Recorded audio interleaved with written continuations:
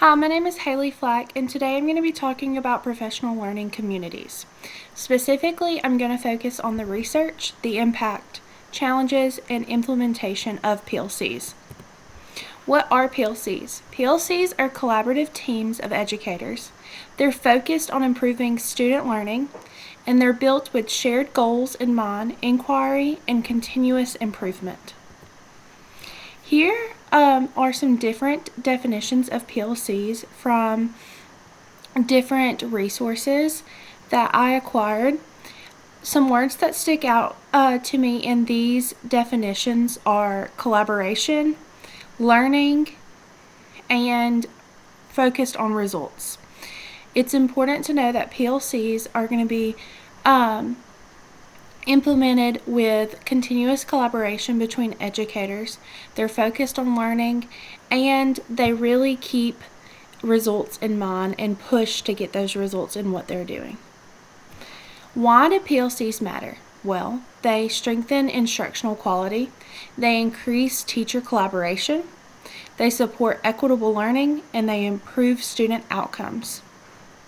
It's important to know that PLCs are focused on the student. They put the student at the center of learning, and they focus on the results and how they can create those results with the instruction based on their research and data reflections. PLCs have a grave impact on student learning. They allow teachers to analyze data, like I said before. This allows teachers to create data-driven and intentional learning opportunities, which helps promote the equitable learning opportunities. The focus shifts from teaching to learning, and there is an increased consistency across classrooms. So when you have these educators collaborating in PLCs, then it is more likely that the instructions that students are receiving in the classroom is going to be more streamlined. And that doesn't mean that it takes the creativity away from the teacher. It just gives each teacher in that area the same goals to focus on in learning. So it helps create equitable classroom instruction across different classrooms in one area. So there are challenges to PLCs.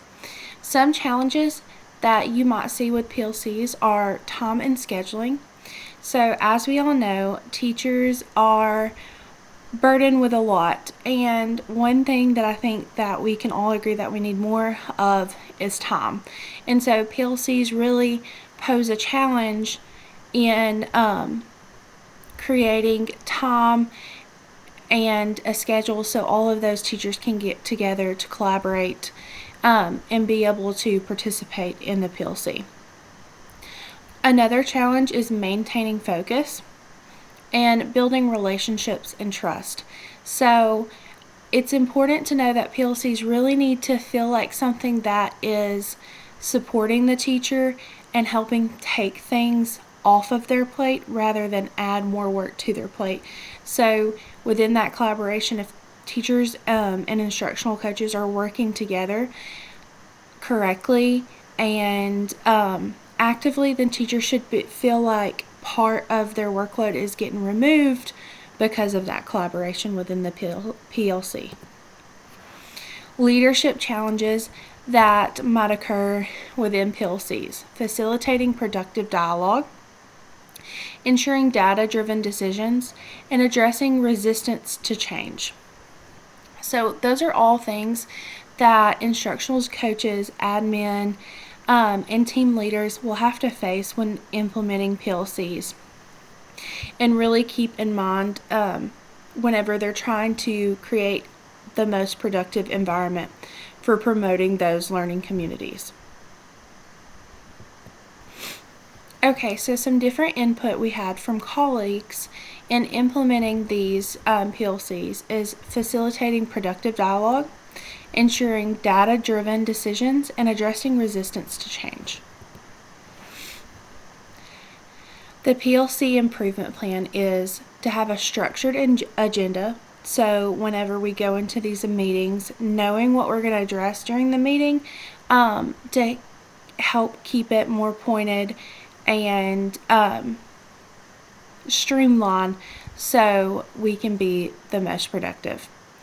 Weekly protected time to complete these PLCs. Like I said earlier, one challenge is scheduling and time. So having this protected time to make sure that we get to participate in these weekly really will promote productive PLCs. A continuous improvement cycle. So we want to make sure that in everything that we're doing with these PLCs that we are improving and we're not just being stagnant and refusing to move forward, and we're really embracing change. And last, we really want to analyze student work, and that goes back to focusing on the data. And when we focus on the data, then we can create intentional instruction that is data driven so we get the best results. Okay, the goals of the plan are to strengthen alignment with the standards and instruction, improve outcomes, and support equitable instruction.